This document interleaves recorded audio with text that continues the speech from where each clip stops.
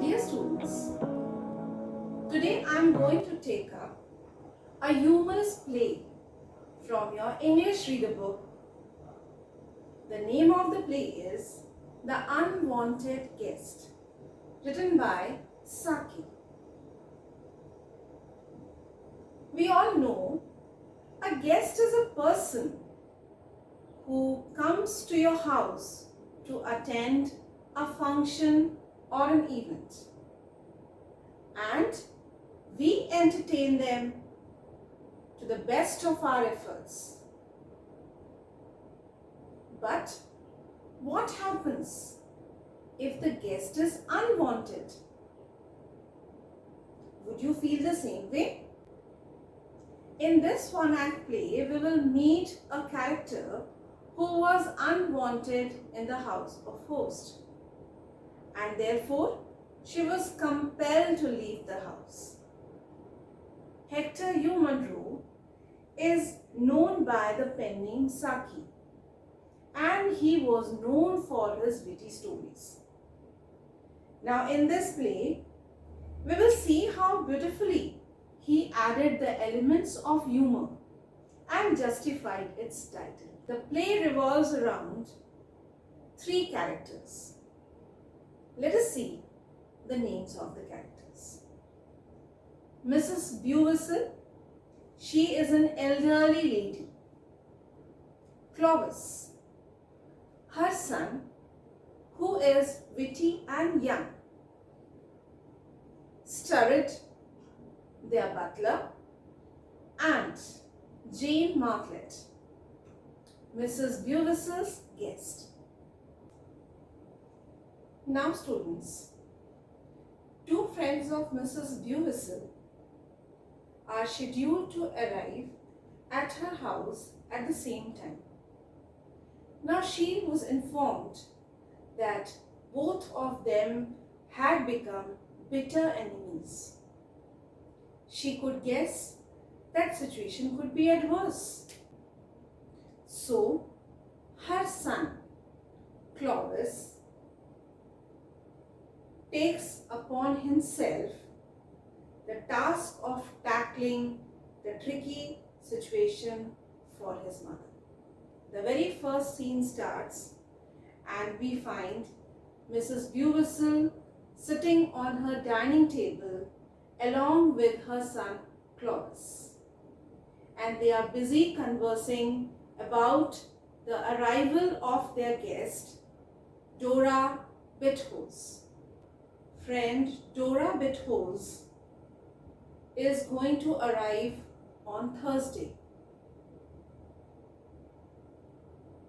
Clovis was little worried because her another friend, Jane Martlet, was already staying with her, and she was supposed to stay there for another 1 week. Mrs. Bewhistle was also informed that Dora Bithose and Jane Martlet, they have turned to be bitter enemies because Dora had sold a hen to Jane Martlet which would not lay eggs, and it is such a high price that Jane Martlet feels that she had deceived her, due to which both of them engaged themselves in hot conversation and finally turned to be bitter enemies. Mrs. Bewhistle could not make out how to handle the situation. So he asked Clovis. Clovis, as you know, is a witty young boy. So he could think of a plan that could help her save her situation.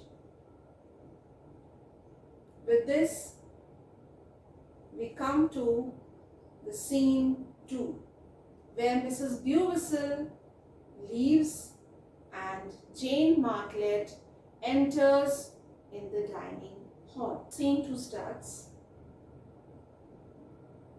Jane Martlet helping herself with her breakfast, and Clovis sitting next to him. Clovis comments, "Servants are nuisance." Jane gets curious. She asks him, "Why, what is the matter?" Because, according to her, Sturrid was a fine butler. Now Clovis tricks on her. He says that Sturrid had delusions about her.